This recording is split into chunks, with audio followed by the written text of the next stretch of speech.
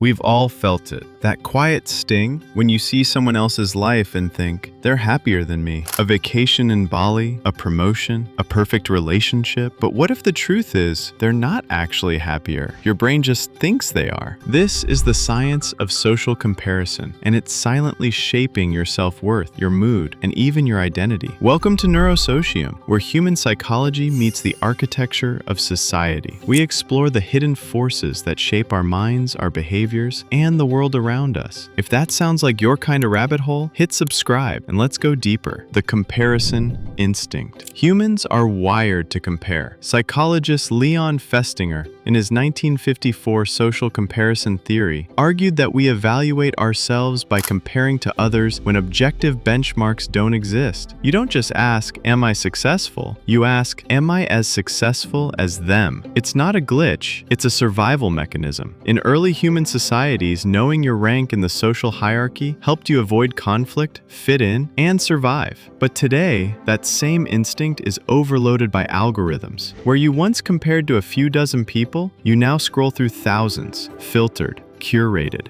perfectly staged. Upward versus downward comparison. There are two types of comparison. Upward comparison, comparing to those above you. Downward comparison, comparing to those below. Upward comparisons can be motivating. Seeing someone fitter or wealthier might push you to grow, but they can also be demoralizing, especially when the gap feels impossible to close. A 2018 study in the journal Personality and Individual Differences found that chronic upward comparison is directly linked to lower self-esteem and higher depression scores, especially in young adults. And let's be honest, how often are you scrolling through social media thinking, wow, I'm doing great? Exactly. Social media, comparison on steroids. Social media has weaponized comparison. Instagram, TikTok, LinkedIn, they show us highlight reels, not reality. And yet our brains struggle to make that distinction. A 2017 study from the American Journal of Health Behavior showed that higher Instagram use was correlated with increased symptoms of depression. Even when we know it's curated, we can't help it. Our brains process that information emotionally before we analyze it rationally. You don't just see a photo of someone's engagement, you feel single, you feel behind, and that emotional reaction sticks. The illusion of happiness. Here's the kicker. Just because someone looks happy doesn't mean they are. A 2020 study from the University of Copenhagen coined the term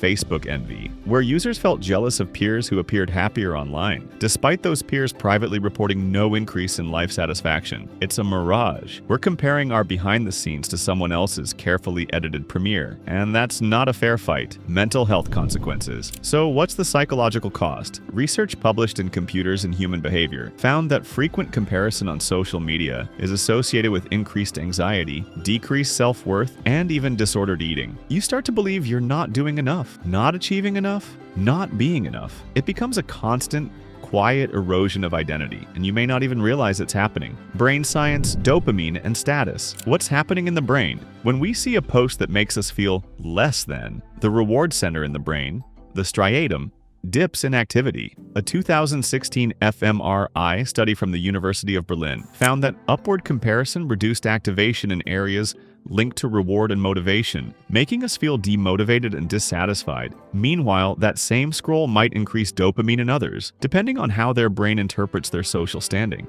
This means two people can look at the same post and feel completely different emotions, based on self-esteem, personality, and even time of day. Why your brain lies to you. So why does your brain fall for it? Because it takes mental shortcuts. It uses what psychologists call heuristics, quick judgments based on surface-level signals like wealth, looks, or popularity. And when you see someone with more of those signals, your brain assumes they must be happier. But studies show we're terrible at predicting what makes others happy, or even what makes us happy. In fact, a Harvard study on happiness that spanned over 75 years found that the single greatest predictor of long-term well-being wasn't wealth, fame, or beauty. It was strong, healthy relationships. And guess what? That doesn't trend on TikTok. Breaking the cycle. So how do you stop comparing? You don't. Not completely. But you can become aware. Here's what helps. Limit passive scrolling. Use social media as a tool, not a mirror. Practice gratitude. Daily journaling rewires your brain toward abundance. Shift to self-comparison. Ask, am I better than yesterday? Curate your feed. Follow people who inspire you without draining you. And most importantly, always remind yourself, they're not happier than you.